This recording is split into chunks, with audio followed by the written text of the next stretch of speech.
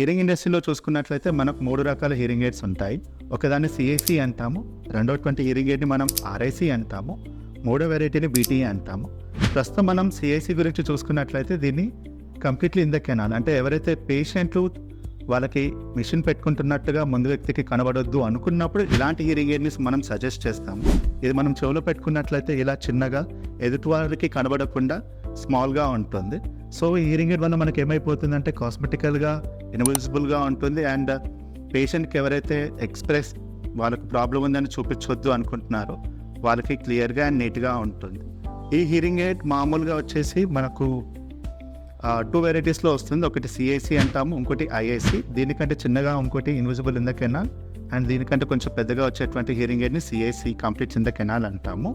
ఈ hearing aid suitable వచ్చేసి మనకు లాసెస్ వచ్చేసి అరౌండ్ 70 to 80% ఆఫ్ లాసెస్ వరకు మాత్రం మనం సజెస్ట్ చేస్తాము. అండ్ ఈ హియరింగ్ ఎయిడ్ అందరికీ సూట్ అవ్వదు. సంథింగ్ లైక్ పీపుల్ ఎవరైతే 70+ ఏజ్డ్ ఉంటారో వాళ్ళకి జనరల్గా ఇది రికమెండ్ చేయము. బికాజ్ పెద్దవాళ్ళలో బ్యాటరీ ఆపరేషన్ పెట్టడం తీయడం, అలాగే వేరే వాళ్ళ హెల్త్ కండిషన్స్ వల్ల దాని హ్యాండిలింగ్ కూడా కొంచెం ఇబ్బంది అవుతుంది కాబట్టి మనం దీన్ని అంతగా రికమెండ్ చేయము. So up to age of 65 to 70 వరకు ఈ హియరింగ్ ఎయిడ్ వాళ్ళకి సెట్ అవుతుంది. అలాగే ఒకవేళ మీకు లాస్ కనుక 80% దాటితే 80% ఆఫ్ లాస్ దాటితే మాత్రం ఈ hearing aid is not at all recommended for you. ఓకేనా? సో ఒకవేళ లాస్ 80 తర్వాత మనం వెళ్ళాల్సినటువంటి ప్యాటర్న్ ఏంటిది అంటే సెకండ్ ఆప్షన్ వచ్చేసి RIC. ఇది కాస్మెటికల్గా చూసుకుంటే CICతో కంపేర్ చేసుకుంటే కొంచెం పెద్దగాను కొంచెం బల్కీగాను అనిపిస్తుంది. కాకపోతే దీంట్లో వచ్చేసి మనకు వచ్చేటువంటి ఒక చిన్న అడ్వాంటేజ్, ఇది మీరు చెవికి పెట్టుకున్నప్పుడు మీరు ఏదో సన్న వైర్ ఒకటి కనిపిస్తున్నట్టుగా ఉంటుంది. ఇది మన చెవి భాగం మెయిన్ పోర్షన్, చిప్ పోర్షన్ వెనక్కి వెళ్ళేసి ఒక రిసీవర్ అంటాము, ఒక సన్నని వైర్, ఇది మనకి ఇలా కనిపిస్తూ ఉంటుంది.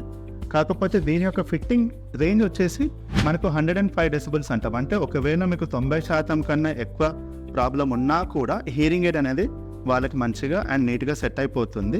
అండ్ ఎవరైతే మేము బ్యాటరీ పెట్టడం తీయడం మాకు పద్దాక ఇబ్బంది అవుతుంది అనుకుంటున్నారు, అండ్ ఎవరికైతే లాస్ ప్రోగ్రెసివ్ కండిషన్, అంటే ఈ సంవత్సరం ఒక 60% ఉండి నెక్స్ట్ ఇయర్ 70 లేదా 80 ఇలాంటి లాస్ పెరిగేటువంటి కండిషన్స్ ఏవైతే ఉంటాయో వాళ్ళలో కూడా ఈ హియరింగ్ ఎయిడ్ చాలా సజెస్టబుల్గా ఉంటుంది. థర్డ్ ప్యాటర్న్ వచ్చేసి ఈ మోడల్ అండి. ఇది కన్వెన్షనల్ హియరింగ్ ఎయిడ్ అంటాం. ఇది మామూలుగా BTE model, behind the year అంటాము. ఎవరైతే మాకు హియరింగ్ ఎయిడ్ కనిపించిన ప్రాబ్లం లేదు, మాకు పర్ఫార్మెన్స్ వైజ్ బెస్ట్ ఉండాలి, మాకు ఊరికే హియరింగ్ ఎయిడ్స్ని మార్చొద్దు, ఒకసారి కొనుక్కుంటే మాకు ఎక్కువ రోజులు రన్నింగ్ కావాలి అనుకుంటారో వాళ్ళలో ఇది హెల్ప్ అవుతుంది. అలాగే ఈ హియరింగ్ ఎయిడ్ని మనం ఇచ్చేటువంటి పేషెంట్స్ లాస్ వచ్చేసి మోర్ దెన్ 110-120 డెసిబుల్స్ ఉన్నా, అంటే మీకు చిన్నప్పటి నుంచి కంజనైటల్ హియరింగ్ లాస్ ఉన్నటువంటి కండిషన్లో కూడా ఈ హియరింగ్ ఎయిడ్ మనము రికమెండ్ చేస్తుంటాము. ఈ హియరింగ్ ఎయిడ్కి ఎలాంటి ఏజ్ లిమిట్ లేదు. అలాగే RIC అనే మోడల్కి కూడా మనకి ఎలాంటి పర్టికులర్గా ఏజ్ లిమిట్ లేదు. For such hearing aids, please contact Care Hearing Clinic. We are always available for your choose service. You can also visit our website for any online purchases.